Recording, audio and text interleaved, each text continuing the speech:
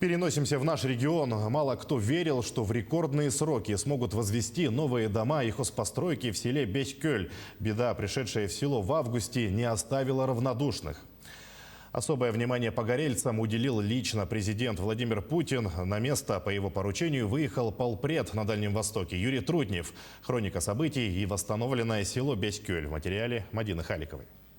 Поверить в то, что в такие рекордные сроки возведут новые дома и в микрорайон села Беськёль вернется жизнь еще в августе, поверить никто не мог. Беда, пришедшая в село 7 августа, не оставила равнодушными никого. Особенное внимание территории уделил лично президент Владимир Путин. На место по его поручению выехал полпред в Дальневосточном округе Юрий Трутнев. Но сомнения и настороженность у тех, кто в одночасье потерял все, сохранялись еще долго. Большая помощь. Это нас поддержало, и мы не пали духом. И сами как могли тоже помогали строителям, все полностью вычистили, всю территорию, все это. Субботники сделали. Илдархан сразу заверил, что к началу зимы будете жить в просторных, благоустроенных домах.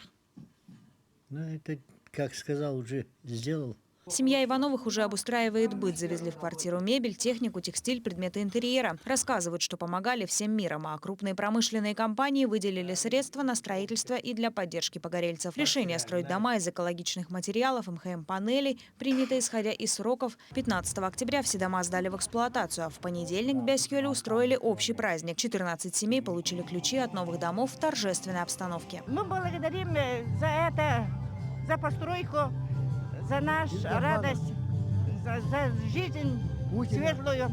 Это всем, кто нам помогал, кто нам поддерживал. Всем мы благодарим и всем желаем всего хорошего, наилучшего здоровья. Сдавать жилье начали 28 сентября. Тогда глава республики Айсен Николаев передал ключи семье Савиных. Затем новоселье праздновали в 5, а после еще в 14 домах. И уже сейчас можно констатировать, задача, поставленная главой, выполнена полностью. На всех этапах контролировал ход возведения жилья первый зампред правительства Якутии Дмитрий Бердников. Вице-премьер сам постоянно находился на стройплощадке во взаимодействии с жителями и подрядчиками.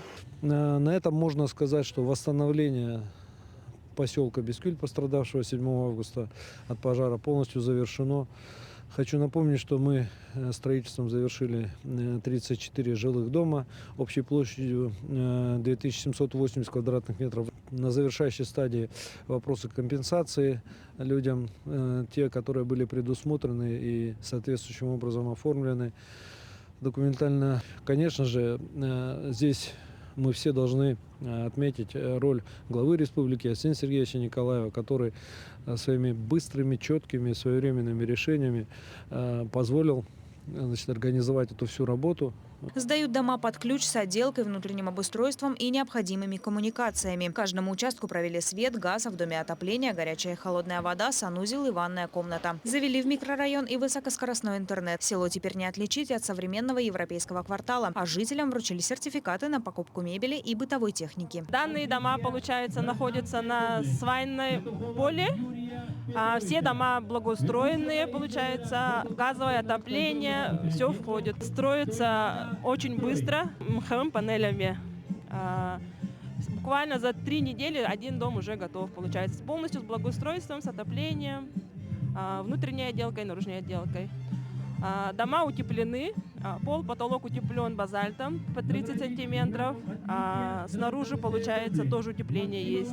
От большого огня пострадали не только дома, стихия уничтожила сельхозтехнику, скот и целый животноводческий комплекс, снабжающий жителей села и ближайших муниципалитетов качественными продуктами. Как рассказывает владелец Алексей Петров, летом, стоя на пепелище своего дела жизни, думал, что на этом его предпринимательской деятельности конец. Опережающими темпами подрядчики возвели здание для ведения хозяйства, сдали объект раньше срока. Теперь в нем есть молочный блок и модульная котельная, современное оборудование, которое позволит нарастить объемы производства до 300 тонн молока в год. Я план этот год выполнил. Это уже где-то около 10 тонн остался. Да нет, меньше остался, наверное. Где-то 200 тонн я сдаю. Договор у меня 150, а так 200 тонн. Вот как-нибудь следующий год планирую второй, но не такой, а второй блок своими силами постараемся построить. Утраченный скот и технику в частные подворья тоже возместили. Каждому жителю выплатили компенсацию на возведение хозяйственных построек.